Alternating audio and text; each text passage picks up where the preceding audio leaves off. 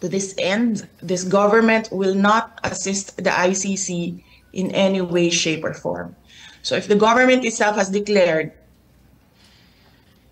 non-cooperation with the ICC, why did the PNP violate this very policy and enforce a foreign warrant?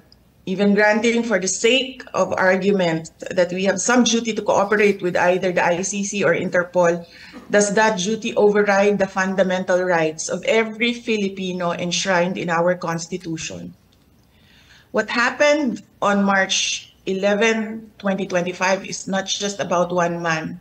It is about all of us. It is about the country.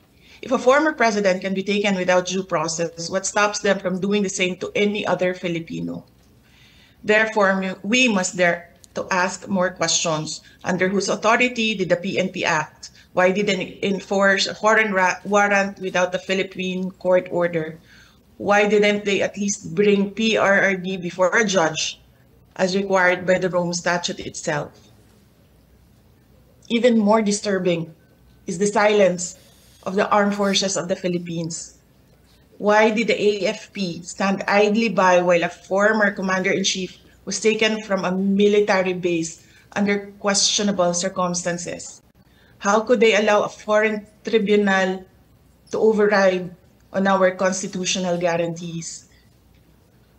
We have now lost a former president. I pray that we do not lose the country next.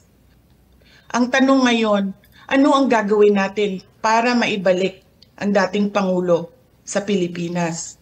Kasi nag-iisa ako ngayon dito na gumagawa ng paraan para maibalik ang ating dating Pangulo sa ating bayan.